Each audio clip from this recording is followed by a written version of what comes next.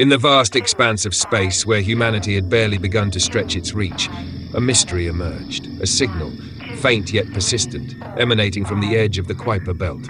This signal, unlike anything ever detected before, defied conventional understanding. It was rhythmic and intelligent, resonating with a haunting melody that seemed to hum across the cosmic void. Astronomers were baffled, their instruments unable to decipher its origin or intent. Was it a natural phenomenon, a relic of some long-lost cosmic event, or a message from an intelligent species? The questions were too significant to ignore. For decades, humanity had looked to the stars, hoping to find evidence of life beyond Earth. And now, as they stood on the brink of discovery, the world watched with bated breath as NASA announced a bold mission. A crew of 4 was handpicked, experts in their fields, chosen for their skill, resolve, and courage to venture where no human had gone before. Leading the mission was Commander David Reese, a veteran astronaut known for his calm under pressure and unshakable leadership. Alongside him was Lucas Harper, the brilliant and sarcastic engineer tasked with keeping the ship operational in the cold, unforgiving reaches of space. Jim Calder, the optimistic and daring pilot, was the heartbeat of the crew, always ready to take risks others wouldn't.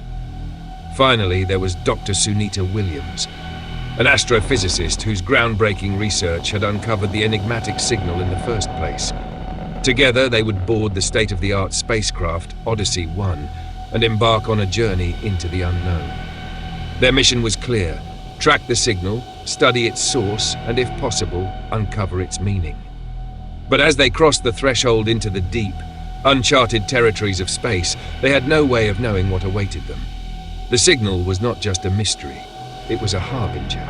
Something was out there, waiting, something ancient, powerful, and terrifying. And as the crew of the Odyssey 1 would soon discover, the answers they sought might come at an unimaginable cost. Humanity had always dreamed of reaching the stars, but some signals are best left unanswered. Their journey began with excitement and camaraderie, but as they reached the signal's coordinates, their fates began to unravel.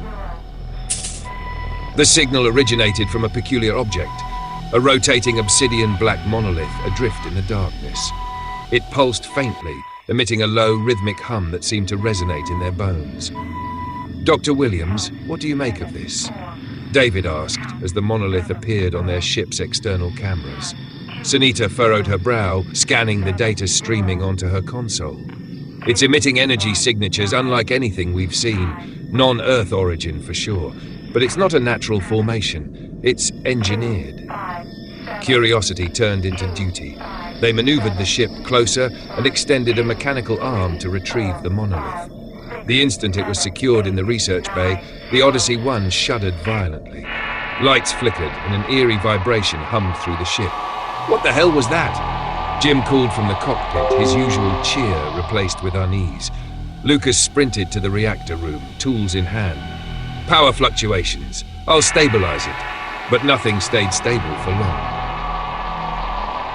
Days after retrieving the artifact, the ship's systems began failing. Life support cycled erratically and navigation went offline. Lucas worked tirelessly, patching up problem after problem, but the malfunctions kept returning, growing worse each time. "It's like the ship's fighting back," Lucas muttered, his hands shaking. Meanwhile, Sunita studied the artifact. The monolith began to pulse more intensely, its surface shifting as if it were alive. Each pulse coincided with strange occurrences on the ship. Whispers in the corridors, unexplainable cold spots, and shadowy figures seen from the corner of an eye. "I'm hearing things," Jim admitted one night as they gathered in the mess hall. "Voices. It's like they're calling to me." "We all are," David said grimly. "Something's wrong with that thing. We need to jettison it." Sunita shook her head. "We can't.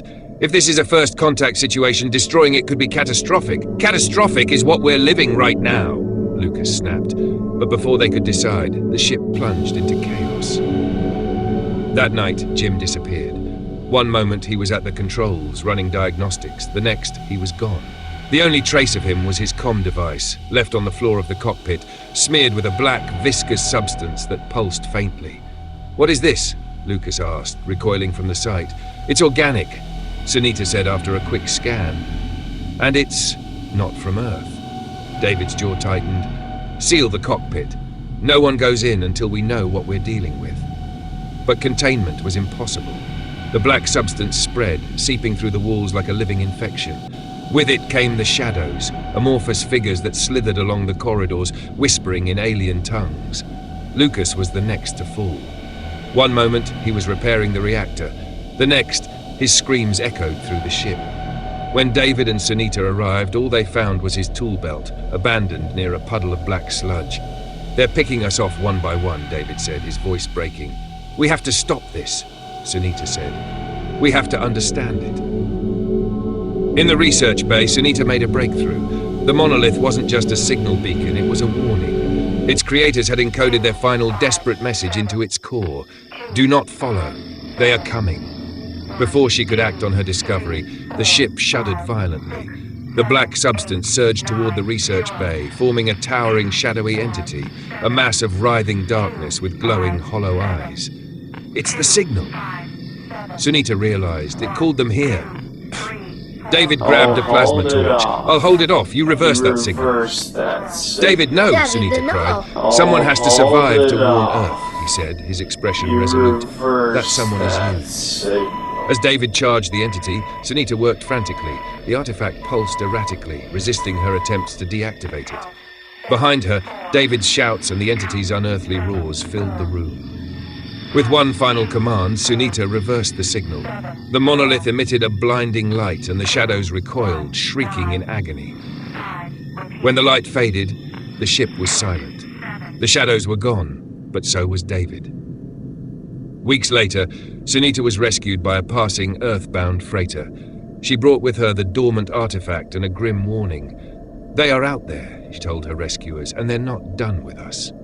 The artifact now sits in a heavily guarded research facility on Earth. Scientists study it obsessively, seeking to unlock its secrets.